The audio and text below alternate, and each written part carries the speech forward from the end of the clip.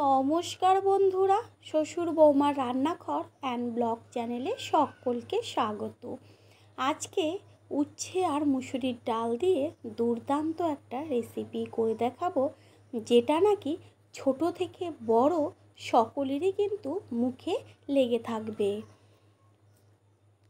তাহলে রেসিপিটি কি করে করব সেটাই দেখে নেওয়া যাক। এইখানে 3টে করলা নিয়েছি। এই বড় সাইজের যে উচ্ছেগুলো হয় এটাকে কিন্তু করলাই বলা হয়। ভালো করে জল দিয়ে ধুয়ে রেখেছি। এইবার এগুলোকে মাঝখান থেকে অর্ধেক করে 2 টুকরো করে নেব। এইখানে এই যে অর্ধেক করে 2 টুকরো করে নিয়েছি। আর এইখানে মুসুরির ডাল আমি 3 ঘন্টা আগে জলে ভিজিয়ে রেখেছিলাম। তারপর ভালো করে 4 থেকে 5 বার ডালটাকে জল দিয়ে ধুয়ে নেব। এইখানে বড় সাইজের একটা পেঁয়াজ ঝিরিঝিরি করে কুচিয়ে নিয়েছি, আর কাঁচা লঙ্কা, আদা আর গোটা রসুন। এবার ডালটা মিক্সিং জারের মধ্যে নিয়ে তাতে দিয়ে দিচ্ছি কাঁচা লঙ্কা, আদার টুকরো আর গোটা রসুন দিয়ে সমস্ত কিছু একসাথে পেস্ট করে নেব। উচ্ছেগুলো কিন্তু একটু বড় সাইজ হলেই কিন্তু ভালো হবে। ভেতরে সমস্ত বীজগুলো একটি চামচের সাহায্যে বার করে নিয়ে পুরো পরিষ্কার করে ফেলেছি। এবার গ্যাসের ওভেনে কড়াই বসিয়ে তাতে দিয়ে দিয়েছি অল্প করে জল আর হলুদ ও লবণ। জলটা যখন ফুটে আসবে তখন উচ্ছে বা করলাগুলোকে জলের মধ্যে দিয়ে দেব, সামান্য একটু ভাপিয়ে নেব। এই রেসিপিটা খেতে এতটাই দুর্দান্ত, এটা যে উচ্ছে তিতো লাগে তা কিন্তু রেসিপিটা তৈরি হবার পর খেলে পরে একদমই বোঝা যাবে না। ছোট ছোট বাচ্চাদের কিন্তু তিতো খাওয়ানো খুবই ঝামেলাকর হয়ে যায়। সেই কারণে এই রেসিপিটি তৈরি করে দিলে তারাও কিন্তু মজা করে খেয়ে নেবে। জলটা ফুটতে শুরু করেছে, আর যখন উচ্ছেটা সামান্য সিদ্ধ হয়ে যাবে তখন কিন্তু গ্যাসটা অফ করে দেব। ডালের পেস্ট একটা পাত্রের মধ্যে ঢেলে নিচ্ছি, আর এর মধ্যে দিয়ে দেব কালারের জন্য হলুদ গুঁড়ো আর স্বাদের জন্য পরিমাণ অনুযায়ী লবণ। দেব কুচিয়ে নেওয়া পেঁয়াজ। এখানে কিন্তু একটা বড় সাইজের পেঁয়াজ একদম ছোট ছোট করে কুচিয়ে নেওয়া আছে।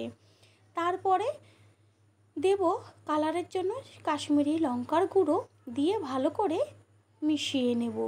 যেহেতু ঝালের জন্য কাঁচা লঙ্কা দিয়েছি, আর এর মধ্যে কিন্তু আদা রসুন সমস্ত কিছু পেস্ট করে নেওয়াই আছে, বুঝতে পারছেন টেস্টটা কতটা টেস্টি হবে। ডালের পেস্টটা মেখে নেওয়া হয়ে গেল, আর অন্যদিকে কিন্তু উচ্ছেটা ভাপানোও হয়ে গেছে। এবার জল ছেঁকে তুলে নিতে হবে ঠান্ডা করার জন্য। তারপরে উচ্ছেটা একদম ঠান্ডা হয়ে যাওয়ার পরেই যে ডালের যে পেস্টটা রয়েছে সেটা কিন্তু চামচ দিয়ে সুন্দর করে ভরাট করে দিতে হবে। ঠিক এইভাবেই সমস্ত উচ্ছে বা করলার মধ্যে পুরটা ভরে নেব। করলার মধ্যে সমস্ত পুরগুলো ভরে নেওয়া হয়ে গেল। গ্যাসের ওভেনে কড়াই বসিয়ে কড়াই ভালো করে গরম করে নিয়ে দিয়েছি সাদা তেল। আর তেলটা কিন্তু একটি বেশি পরিমাণে দিতে হবে, কিন্তু তেল কিন্তু একদমই টানবে না। তেল দেখবেন যেমন আছে ঠিক সেই রকমই কিন্তু থাকবে। তেলটা গরম করে নেওয়া হয়ে গেল। এবার আস্তে করে উচ্ছে যে পুর ভরা হয়েছে সেই উচ্ছেটাকে উবুর করে দিয়ে দিতে হবে। গ্যাসের ফ্লেম একদম মিডিয়ামে রাখতে হবে। পুরের দিকটা কিন্তু ওপর দিকে আগে দিলে হবে না, আগে ঠিক এইভাবেই উচ্ছেটাকে তেলের মধ্যে ছাড়তে হবে, তাহলে সুন্দর কিন্তু পুরটা উচ্ছের সাথে লেগে যাবে। উচ্ছেটা আগে একটু ভাপিয়ে নিলে পরে কি হয়, তাহলে উচ্ছের যে তিতকুটে ভাবটা সেটা অনেকটাই কমে যায়। আর হচ্ছে যে পুর যে ভরা হয়েছে এটা যেহেতু করলা, সেই কারণে একটু নিচের পিঠটা হতে সময় লাগবে, আর ভাপানো থাকলে পরে তাড়াতাড়ি কিন্তু উচ্ছেটা সিদ্ধ হয়ে যাবে। পুরের দিকটা দেখাই যাচ্ছে কত সুন্দর ভাজা হয়েছে, আর পুরো করলার সাথে কিন্তু আটকে গেছে। ঠিক এইভাবে গ্যাসের ফ্লেম মিডিয়ামে রেখে উচ্ছেটাকে ভেজে নিতে হবে। দেখে মনে হচ্ছে পুরো যেন বেগুনি। পুরনো বন্ধুদের সবসময় পাশে থাকার জন্য অনেক অনেক ভালোবাসা। আর নতুন বন্ধুরা আমাদের রেসিপিগুলো যদি ভালো লেগে থাকে সাবস্ক্রাইব করে দেওয়ার অনুরোধ রইল, ও পাশে থাকা বেল আইকনে ক্লিক করলে পরবর্তী ভিডিওগুলো সবার আগে আপনাদের কাছে পৌঁছে যাবে।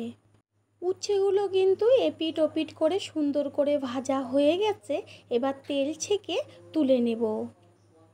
আর ঠিক একইভাবে অন্য যে উচ্ছেগুলো রয়েছে সেগুলোকে ভেজে ফেলবো।